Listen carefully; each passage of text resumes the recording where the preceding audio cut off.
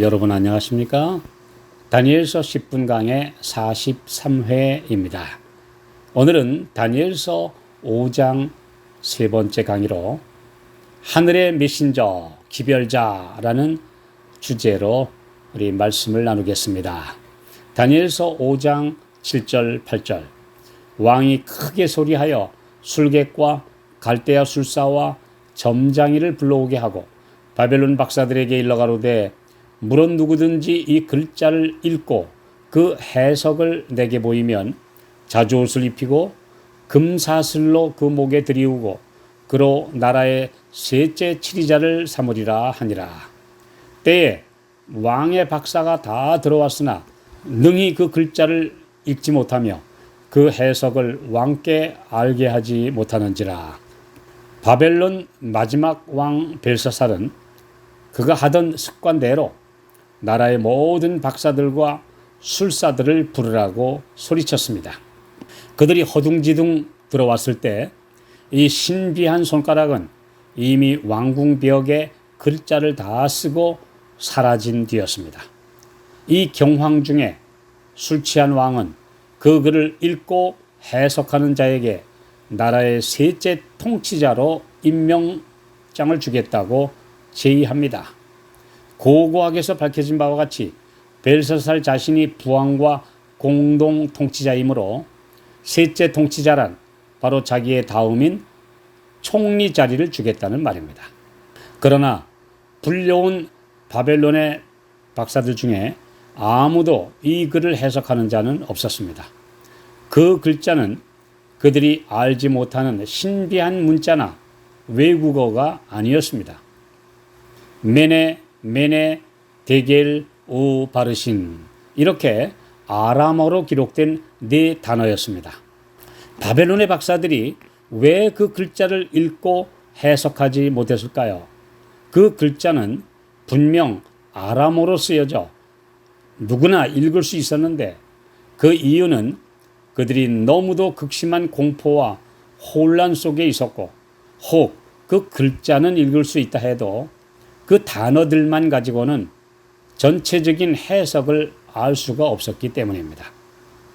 고린도전서 2장 13절 우리가 이것을 말하거니와 사람의 지혜에 가르친 말로 아니하고 오직 성령의 가르치신 것으로 하니 신령한 일은 신령한 것으로 분별하느니라. 우리는 같은 성경을 가지고도 전혀 엉뚱하게 말씀을 풀이하는 사람들을 흔히 봅니다. 신령한 것을 사람이 제멋대로 해석하는 것은 자신과 여러 사람들에게 크나큰 비극입니다. 세상의 이치대로 해석하는 이 세상 지혜나 세상의 학식은 하나님의 뜻을 아는데 아무 쓸모가 없습니다. 성경이 성경의 해석자가 되어야 한다는 원칙에 따라 오직 말씀이 가르치는 대로 적용해야 합니다. 모든 성경 연구자들은 겸손히 말씀을 통해 역사하시는 성령의 가르침을 듣는 자세가 절대 필요합니다. 바벨론의 박사들이 벽에 쓰인 신비한 글자를 읽고 해석하지 못하자 태후가 들어와서 다니엘을 천거했습니다. 그 당시의 태후라면 아마도 느부갓네살 왕의 딸이자 벨사살의 모친인 니토크리스였을 것입니다. 그는 궁중 역사를 잘 알고 있었기에 다니엘만이 그 일을 할 수 있음을 잘 알고 있었습니다. 그녀가 한 말은 다니엘이 그들에게 얼마나 존경의 대상인지를 잘 설명합니다. 다니엘 5장 11절 12절 왕의 나라에 거룩한 신들의 영이 있는 사람이 있으니 곧 왕의 부친 때에 있던 자로서 명철과 총명과 지혜가 있어 신들의 지혜와 같은 자라. 왕의 부친 느부갓네살 왕이 그를 세워 박수와 술객과 갈대아 술사와 점장의 어른을 삼으셨으니 왕이 빌드사살이라 이름한 이 다니엘의 마음이 민첩하고 지식과 총명이 있어 능히 꿈을 해석하며 은밀한 말을 밝히며 의문을 파할 수 있었습니다. 이제 다니엘을 부르소서 그리하시면 그가 그 해석을 알려드리리이다. 다니엘은 언제나 이 대제국의 오직 한 사람뿐인 미들맨이었습니다. 국가적으로 모든 어려운 문제에 직면할 때 명확한 하늘의 뜻을 전달하고 바른 길로 안내하는 그의 모습은 모두가 신뢰할 수 있는 하나님의 사자임에 틀림없었습니다.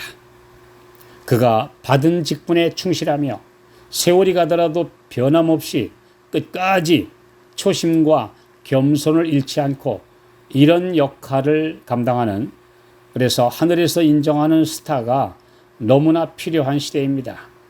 다니엘은 번영의 때나 역경의 때를 물러나고 한결같은 성품의 소유자였습니다. 햇빛이 비치는 날이나 아니면 비 오고 천둥 치는 날이나 어떤 일기에도 관계없이 한결같은 주의 신실한 종이었습니다. 다니엘은 역사의 전환점이 되는 그 결정적인 순간에 바벨론의 왕과 1,000명의 주요 인사들 앞에 나와서 벽에 쓰인 신비한 글자를 읽고 엄숙한 하늘의 선고를 전해주는 임무를 수행합니다. 이때 그는 약 83세에서 84세 되는, 그래서 오래전에 공직에서 은퇴한 노인이었지만 이때를 위한 인물이었고, 그의 앞에는 술로 찌들고 공포에 질려 벌벌 떠는 젊은 왕이 서 있었습니다. 다니엘은 왕궁벽에 쓰여진 몇 단어로 된 글자를 보는 순간 보이지 않는 분께서 손가락만 나타내신 채 쓰신 불타는 듯한 그 글자들은 그 나라에 하나님께서 내리신 준엄한 심판의 선고라는 사실을 즉각 알아차렸습니다. 그는 성령의 감동 하에 사는 사람으로서 그가 전해야 할 분명한 메시지를 가감없이 그대로 전해야 한다는 것을 깨달았습니다. 하늘의 메신저는 천사 또는 사자로 묘사되어 있습니다. 하늘에서 직접 파견한 천사이든지 또는 하나님께서 주신 기별을 전하는 사람들이 다 그분의 사자들입니다. 특히 마지막 시대에 하늘의 특사가 되는 고귀한 특권을 성도들, 그중에 특히 남은 자손들에게 맡기셨습니다. 사도 요한이 예표한 남은 자손들에게 다음과 같이 주께서 말씀하셨습니다. 계시록 10장 11절, 저가 내게 말하기를 내가 많은 백성과 나라와 방언과 임금에게 다시 예언하여야 하리라 하더라.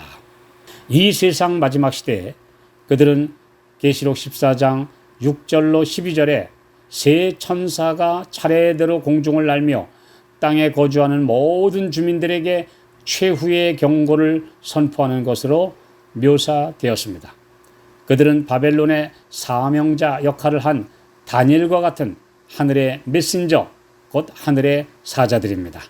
그분께서는 마지막 남은 자손인 계시록 14장 12절, 곧 하나님의 계명과 예수 믿음을 지키는 성도들에게 이 귀한 사명자 직분을 주셨습니다.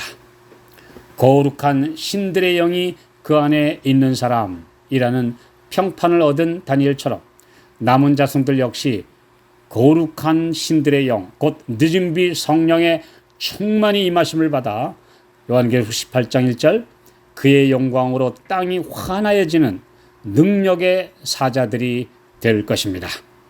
하늘의 메신저들이 될 성도들은 그들의 삶이 그 직분을 감당할 수 있도록 거룩하게 준비되어야 합니다. 다니엘처럼 육체적 그리고 영적으로 구별되고 깨끗하며 거룩한 영으로 채움을 입은 성도들이 되어야 합니다. 우리가 지금 그런 성도들로 준비되어야 합니다. 그래서 깨끗함을 얻고 거룩한 백성으로 변화되어 늦은 비를 부어주실 때 온 세상에 나가 마지막 큰 외침을 외쳐야 될 마지막 주자들, 그들은 지금 어디선가 준비되어 갑니다. 우리가 바로 그런 주의 자녀들이 되셔야 합니다.